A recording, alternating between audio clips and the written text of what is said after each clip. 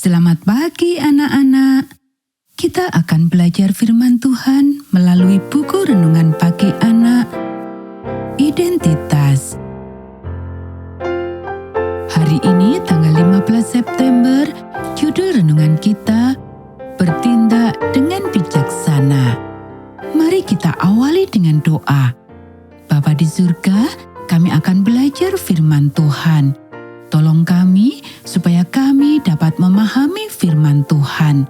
Dalam nama Tuhan Yesus kami berdoa. Amin.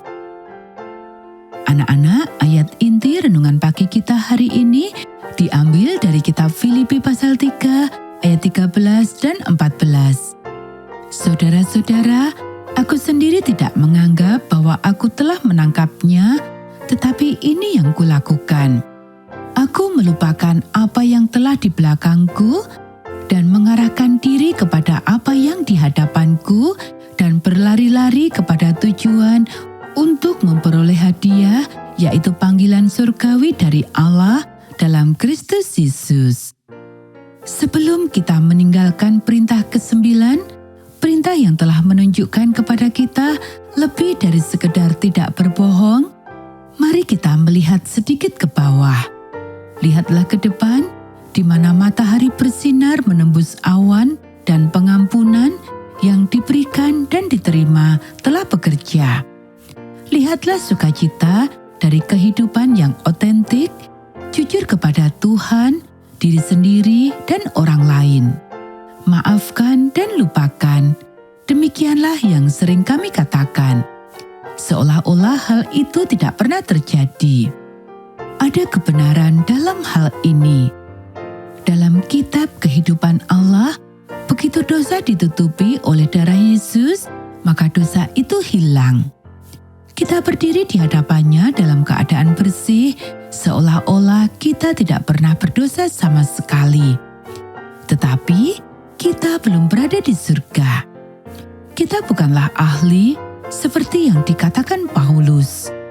Masih ada konsekuensi-konsekuensi yang harus kita tanggung. Kita masih hidup dalam beberapa hal yang telah berlangsung sejak kita keluar dari pintu gerbang Eden hingga hari ini. Jadi, setelah kita mengampuni, setidaknya 70 kali 2 kali, apakah kita akan terus melanjutkan hidup seolah-olah orang tersebut tidak pernah menyakiti kita? Itu tergantung. Jika kita tahu bahwa orang tersebut tidak bermaksud menyakiti kita sejak awal, dan bahwa ia juga sedang berusaha untuk menjalani kehidupan yang otentik, kita dapat melakukannya meskipun kita akan cukup mengasihi untuk mencoba untuk tidak memberikan godaan yang sama jika itu masih dalam kemampuan kita. Tetapi beberapa orang tidak tertarik pada keaslian dan mereka tidak siap untuk mencobanya. Mereka keluar untuk mendapatkan apa yang mereka bisa dan mereka akan terus menyakiti orang-orang yang menghalangi jalan mereka. Jika Anda memiliki orang seperti ini dalam hidup Anda, tidaklah bijaksana untuk terus menempatkan diri Anda pada jalan yang akan membuat Anda semakin sakit hati. Ini tidak berarti memotong semua kontak dengan orang tersebut, meskipun mungkin saja terjadi. Namun jika Anda tahu, Joe telah mengingkari janjinya kepada Anda beberapa kali dan menceritakan bisnis Anda kepada seluruh sekolah, maka tidak cerdas untuk terus menceritakan rahasia Anda kepadanya. Bahkan tidak ada gunanya bagi Joe untuk terus menaruh godaan yang sama di depannya.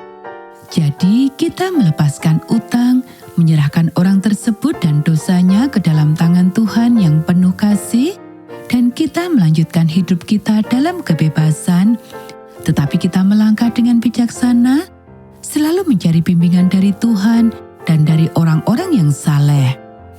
Dan kita tidak pernah berhenti berdoa untuk orang tersebut, karena bagaimanapun juga, bayangkan betapa hebatnya jika dia belajar untuk hidup secara otentik dengan Tuhan.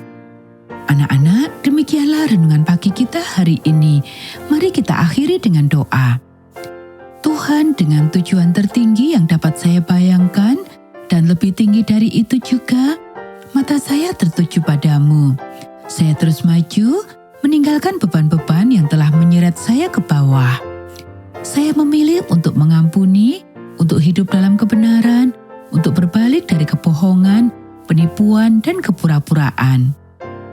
Tunjukkanlah jalan yang jelas, dan sesempit apapun jalan itu, saya tidak takut jika saya ada di dalam Engkau. Amin.